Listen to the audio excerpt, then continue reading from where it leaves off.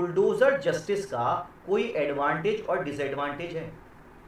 भाई bulldozer justice oblique injustice, क्या आप इसे जस्टिस बुलाना चाहते हैं या आप इसे इनजस्टिस बुलाना चाहते हैं, इसके बेसिस पर ये कहानी मैं आपके लिए छोड़ूंगा।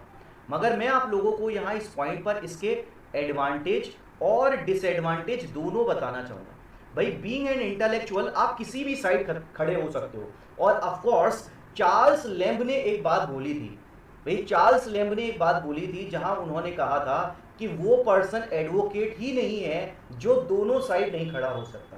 भाई अगर मैं यहाँ किसी पिटीशन को लेके जा रहा हूँ तो दूसरी तरफ भाई यहाँ वहाँ स्टेट के काउंसिल भी होंगे जो स्टेट को रिप्रेजेंट कर रहे होंगे और स्टेट के इस सेक्शन को जस्टिफाई कर रहे होंगे, तो कहीं ना कहीं आप दोनों साइड से चीज़ों को देख सकते हो। सही और गलत कुछ नहीं होता, बस डिपेंड करता है कि आप किस साइड खड़े हो। ठीक है, बीइंग एन एडवोकेट ये ज़्यादा ज़रूरी है, और यहाँ हमारे लेक्चर का पर्पस आपकी लीगल डेवलपमेंट को रेज करना है, तो मैं आप लोगों को यहाँ एडवांटेज और डिसएडवांटेज दोनों बताना चाहूँगा। ठीक है भाई, अगर एडवांटेज की बात करूँ तो इसके कुछ एडवांटेज भी हैं, जैसे कि इमीडिएट जस्टिस मिलता है। भाई हमारे देश में जस्टिस जो है ना लोगों को बहुत देर से मिलता है, और इनफैक्ट ये एक मैक्सिम भी है कि justice delayed is justice denied. अगर देर से जस्टिस मिला तो ना मिलने के बराबर ही है। तो हमारे देश में वैसे ही जस्टिस जो है मिलने में बहुत देर हो जाती है, तो इस तरीके से बुलडोजर जस्टिस से आप इमीडिएट जस्टिस को एंश्योर कर सकते हो। इसके अलावा ये पेंडेंसी ऑफ केसेस जो कोर्ट में है,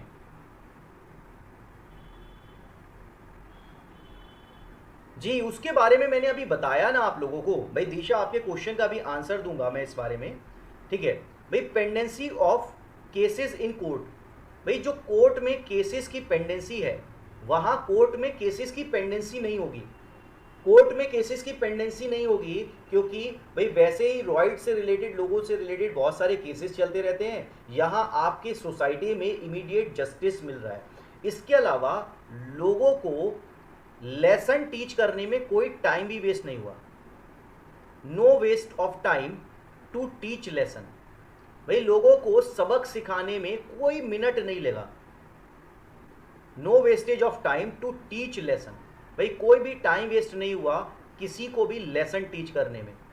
इसके अलावा लोगों के मन में एक खौफ बैठेगा, लोगों के मन में एक फियर बैठेगा कि वो लोग हमेशा जब भी प्रोटेस्ट करेंगे वो कभी भी डेमोलिश नहीं करेंगे और रेस्पेक्ट करेंगे गवर्नमेंट प्रॉपर्टी की। गवर्नमेंट प्रॉपर्टी की रेस्पेक्ट करना शुरू कर देंगे, ये भी होगा। ठीक है, अब अगर बात करूं डिसएडवांटेज की, तो डिसएडवांटेज भी हैं। क्या क्या डिसएडवांटेज हैं भाई, आप एक बात बताओ, इस तरीके से तो किसी पर्सन का प्रोटेस्ट करने का राइट ही छीन लोगे। भाई प्रोटेस्ट करने का राइट छीन लोगे, और क्या इस तरीके से आप ये नहीं कहोगे कि ये तो डिक्टेटरशिप है, ये तो डिक्टेटरशिप है। भाई आपके तरीके से चलो, अगर नहीं चलोगे तो आपके घर गिरा दिए जाएंगे।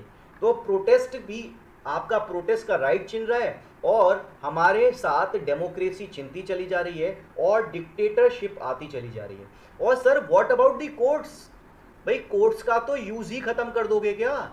हम सब लोगों के पेट पे लात मारोगे? भाई कोर्ट तो किसी काम के ही नहीं रह जाएंगे। इसके अलावा आप राइट टू शेल्टर, जो कि ना सिर्फ एक फंडामेंटल राइट है बल्कि एक ह्यूमन राइट भी है। राइट टू शेल्टर ना सिर्फ एक फंडामेंटल राइट है बल्कि एक ह्यूमन राइट है, आप इसे भी वायलेट कर रहे हो। इसके अलावा एक और चीज भी मैं आप लोगों को बताना चाहूंगा। भाई सपोज करो इस केस में जो पर्सन है जिसका घर गिराया गया, उस केस में आपने ये कल को प्रूफ हो जाता है कि जो गवर्नमेंट ने घर गिराया वो गलत गिराया। भाई कल को ये प्रूफ हो जाता है कि जो गवर्नमेंट ने घर गिराया वो गलत गिराया और कॉम्पनसेशन देने की ज़रूरत पड़ती है। तो सर ये बताओ, ये कॉम्पनसेशन किसके पैसे का है? तो सर ये पब्लिक की हार्ड अर्न मनी आप कॉम्पनसेशन देने में वेस्ट क्यों कर रहे हो? भाई लोगों की हार्ड अर्न मनी आप कॉम्पनसेशन देने में वेस्ट क्यों कर रहे हो? पहले ही अपने एक्शन को संभालो ना कि हमारी हार्ड अर्न मनी यहां लोगों को कॉम्पनसेशन देने में ना जाए। तो ऑफ कोर्स इस चीज के कुछ एडवांटेज भी हैं, कुछ डिसएडवांटेज भी हैं। सर आप क्या कंक्लूजन देंगे, आप एडवांटेज की साइड जाना चाहेंगे या फिर आप डिसएडवांटेज की साइड जाना चाहेंगे? मैं आप लोगों से बोलूँगा, देखो मैं इस पॉइंट पर गांधीयन फिलॉसफी फॉलो करना चाहूँगा। भाई गांधी जी की फिलॉसफी थी, गांधी जी ये कहते थे आप अगर वायलेंस के रास्ते से किसी चीज़ को हासिल कर लेते हो तो वो बहुत लंबे समय नहीं चलेगी। इसीलिए उन्होंने चौरी चौरा के इंसिडेंट के बाद नॉन कॉपरेशन मूवमेंट को वापस ले लिया था। तो पहली बात, अगर आप कभी शॉर्ट टर्म बेसिस पे सक्सेस हासिल कर भी लेते हो गलत रास्ते अपनाकर, तो वो आपके नेशन को कभी भी आगे नहीं लेके जा पाएगा। तो हमारी सोसाइटी में ऑफ कोर्स दोनों चीज़ें होनी ज़रूरी हैं।